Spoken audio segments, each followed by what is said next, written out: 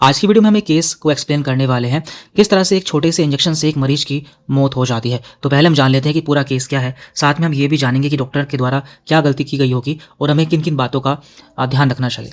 देखिए, बात है गाजीपुर की। यहाँ पर होता क्या है, रविवार की शाम रुचि यादव को दांत में दर्द था। वो अपनी सास के साथ एक प्राइवेट डेंटल क्लिनिक में इलाज कराने गई। डॉक्टर ने दांत निकालने से पहले लोकल एनेस्थीसिया का इंजेक्शन लगाया, लेकिन इंजेक्शन लगने से रुचि गिर पड़ी, बेहोश हो गई और कुछ ही देर में उसकी मौत हो गई। गांव में कोहराम मच गया। पुलिस पहुंची, पोस्टमार्टम हुआ। अब जांच चल रही है कि डॉक्टर की लापरवाही से मौत हुई है या फिर कोई एलर्जिक रिएक्शन हुआ है। तो ऐसा क्यों हुआ होगा, इसके पीछे कई सारे मेडिकल कारण हो सकते हैं, जिसमें से पहला कारण है एनाफाइलेक्टिक शॉक यानी कि एलर्जिक रिएक्शन। देखिए, होता क्या है, कुछ लोकल एनेस्थेटिक ड्रग जैसे कि लिग्नोकेन एंड जाइलोकेन से कुछ लोगों को सीवियर एलर्जी होती है।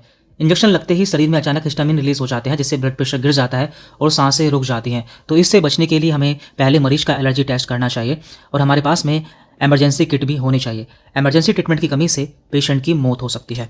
इसका दूसरा कारण हो सकता है इंट्रावैस्कुलर इंजेक्शन, यानी कि गलती से इंजेक्शन नस में लग जाना या फिर जो दवा है वो नस में चली जाती है।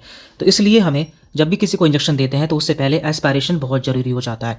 एस्पायरेशन में हम करते क्या है, देखिए, बहुत से ऐसे इंजेक्शन होते हैं जो कि मसल्स या फिर लोकल टिश्यू में लगाए जाते हैं। यदि वो गलती से हमारे ब्लड वेसल में लग जाते हैं तो वो जो दवा है वो हमारे ब्लड स्ट्रीम में चली जाती है, जो कि आगे चलकर काफ़ी प्रॉब्लम देती है। तो हमें इंजेक्शन देने से पहले हल्का सा एस्पायरेशन या फिर निडल को खींच के दिखना चाहिए कि उसमें ब्लड आ रहा है या नहीं आ रहा है। यदि ब्लड नहीं आता है तभी हमें इंजेक्शन मरीज को लगाना चाहिए। साथ में हम ये भी जान लेते हैं कि ऐसे कौन कौन से इंजेक्शन होते हैं जो कि हमेशा आईएम या फिर मसल्स में लगाए जाते हैं। पहला इंजेक्शन है टिटनस इंजेक्शन, जिसे कि हम टीटी का इंजेक्शन भी बोल देते हैं। तो ये हमेशा डीप मसल में लगाया जाता है।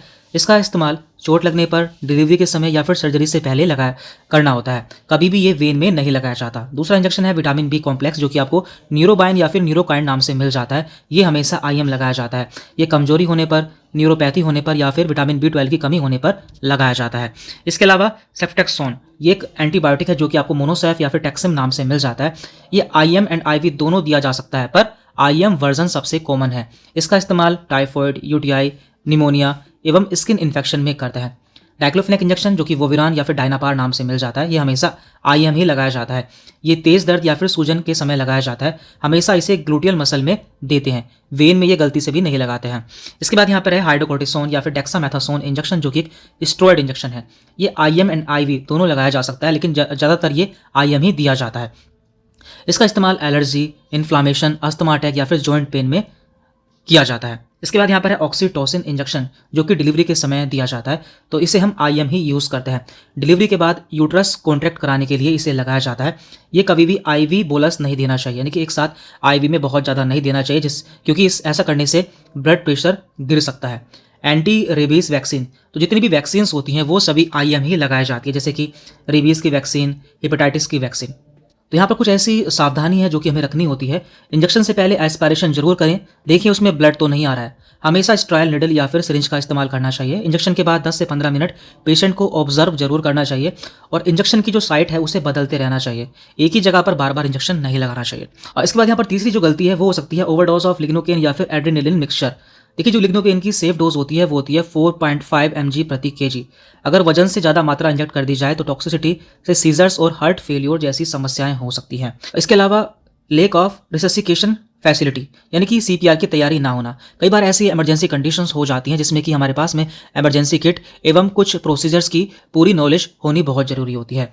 कई क्लिनिक्स में ऑक्सीजन नहीं होती है, ना बीपी मॉनिटर होता है, ना एड्रेनालिन होता है। ऐसे में पेशेंट कोलैप्स होते ही उसे बचाने का मौका नहीं मिलता है। इसका जो मेडिको लीगल एंगल है वो भी हम देख लेते हैं। अगर जाँच में नेग्लिजेंस साबित हो जाती है तो डॉक्टर पर IPC section 304A causing death by negligence के तहत केस चल सकता है। डेंटल क्लिनिक पर भी लाइसेंस कैंसिलेशन तक की कार्रवाई हो सकती है।